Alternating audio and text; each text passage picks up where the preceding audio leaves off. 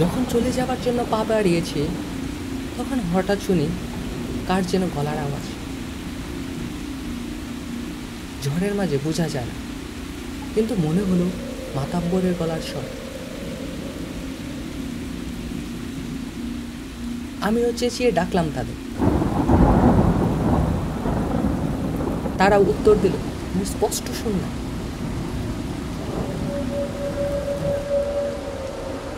আমার বুকে তখন সাহস ফিরে গেল। সবাই ফিরে আসছে তাহলে। প্রচন্ড বৃষ্টি তখন। ভাবলাম বাইরে দাঁড়িয়ে ভিজে কি লাভ, লাশ কাটা ঘরের ভিতর কি অপেক্ষা করি। মাথার উপর অন্তত একটা ছাদ তো আছে।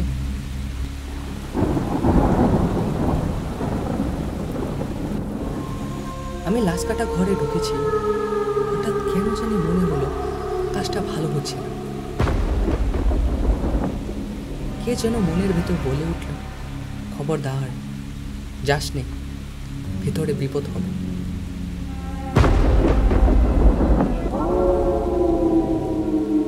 কেমন যেন শিরশির করে উঠল আমার শরীর।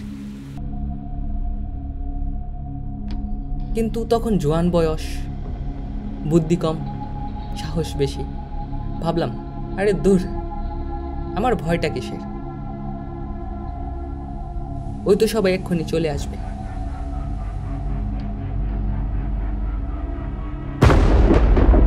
আমি আর কোনো চিন্তা ভাবনা না করে ভিতরে ঢুকে দরজা বন্ধ করে দিই। ভীষণ বৃষ্টি আসছিল।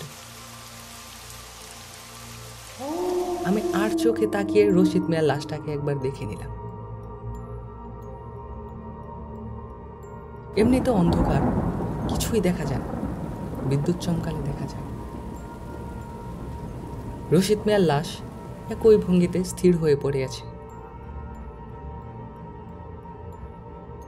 বাইরে তখনও মুষলধারে বৃষ্টি হচ্ছে। আমি লাশটার দিকে পিছন দিয়ে দরজার কাছে বসে ওদের জন্য অপেক্ষা করতে থাকলাম। কিন্তু ওরা তো আর আসে না।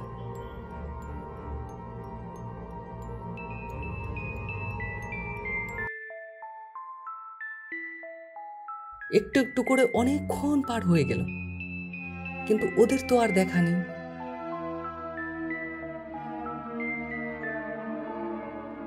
আস্তে আস্তে বুঝতে পারলাম ওটা নিশির ডাক ছিল।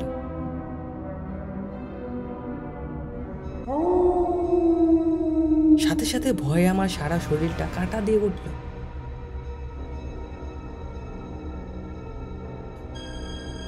মানুষ বেশি ভয় পেলে কিছু করতে পারে না, চিন্তা ভাবনা সব গুলিয়ে যায়, বুদ্ধি বিবেচনা কমে আসে। আমারও একই অবস্থা। আমি নড়তে পর্যন্ত সাহস পাচ্ছি না। দরজা খুলে বাইরে যাওয়ার শক্তি নেই। শুধু মনে হতে থাকলো আমি দাঁড়ালেই পিছন থেকে রশিদ মিয়া লাফিয়ে পড়বে আমার উপর। অনেক কষ্ট করে নিজেকে শান্ত করলাম, নিজেকে বুঝালাম ওইসব কিছু হওয়া সম্ভব নয়। রশিদ মিয়া মারা গেছে, আর মরা মানুষ কি করবে?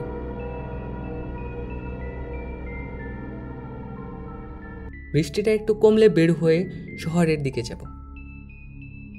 আজ অনেক হয়েছে, আর নয়।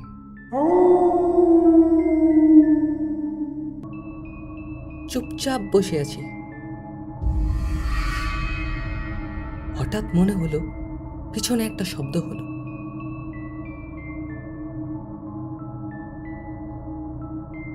চাটায় শুয়ে থাকা রশিদ মিয়া নড়ে উঠলে যে এরকম শব্দ হবে, একেবারে ঠিক সেরকম শব্দ।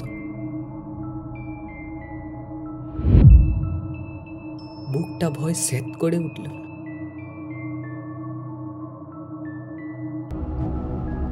তবুও নিজেকে বুঝালাম ইঁদুর হবে হয়তো।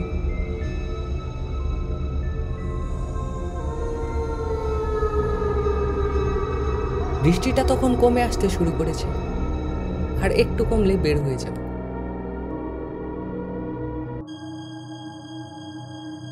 আমি এখন বুঝতে পারি আমার উপর কিছু একটা ভর করেছিল সেদিন রাতে। বিচার বুদ্ধি কমে গিয়েছিল কোনো একটা কারণে।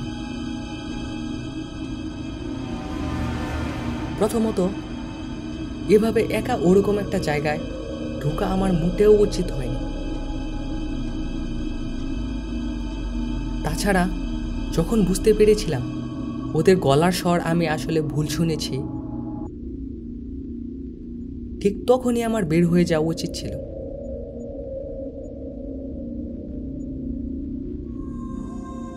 আমি ভিতরে বসে আছি। হঠাৎ মনে হলো বাইরে কি যেন একটা ছুটে গেল।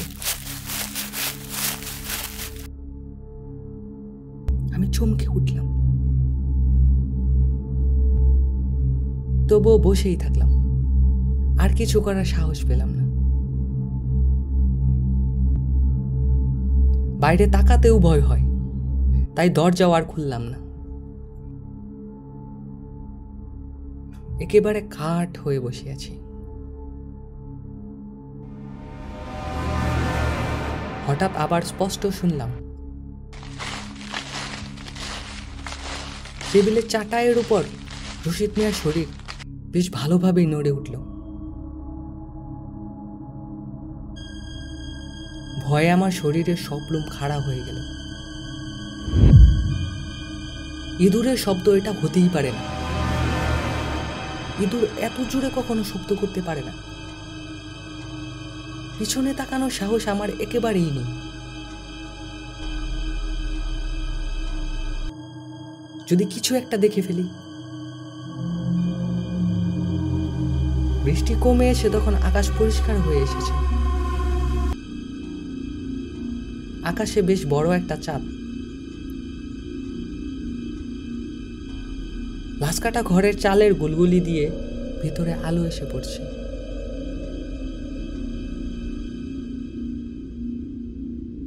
মাঝে মাঝে চাঁদ মেঘে ঢেকে যায়, আবার মেঘ থেকে বের হয়ে আসে। আমি বসে বসে তাই দেখছি। কতক্ষণ এভাবে বসেছিলাম ঠিক মনে নেই, মনে হয় কয়েক যুগ। বাইরে তখন ছুটো ছুটো শব্দটা ভীষণ রকম ভাবে বেড়েছে। কুকুর শেয়াল কিছু একটা এদিক থেকে সেদিক, সেদিক থেকে এদিক ক্রমাগত ছুটাছুটি করছে। আমি দেখতেও সাহস পাই না, নড়তে চড়তেও ভয় হয়। শুধু মনে হয় পিছন থেকে কিছু একটা এই এক্ষুনি আমার উপর লাফিয়ে পড়বে।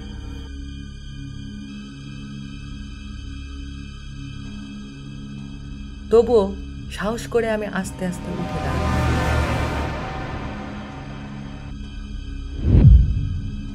আর সাথে সাথে আমার স্পষ্ট মনে হলো চাটাই থেকে রশিদ মিয়া উঠে বসল।